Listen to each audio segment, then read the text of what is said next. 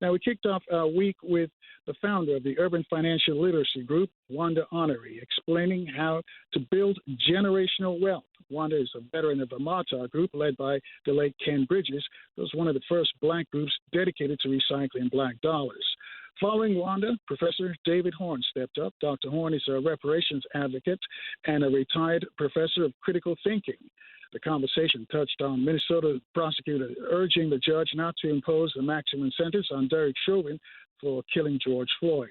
On Tuesday, community activist and unabashed Joe Biden supporter Molly Bell, straight out of Compton, previewed Biden's speech before Congress, and she also gave Biden a B+ for his first 100 days in office.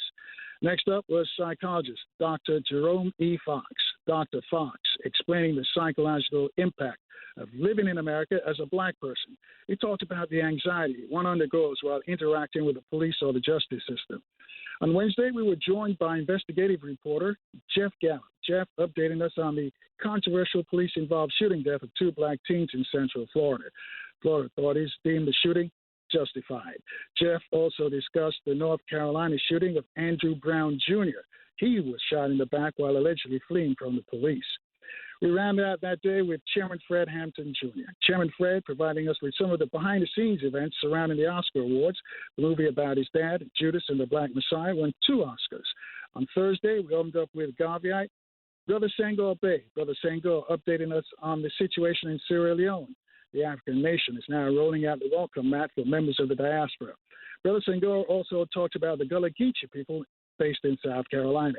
Now, we ended the week with Olympian Dr. John Carlos. You may recall he and Thomas Smith were kicked out of the '68 Olympic Games in Mexico City for raising their fist on the podium, protesting the treatment of blacks in this country.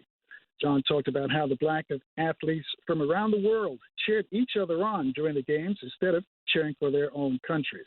John also discussed his meeting with Malcolm X and Dr. Martin Luther King Jr. Now, if you missed any of the shows, you can get a podcast copy from the station's website, which is WOLDCnews.com.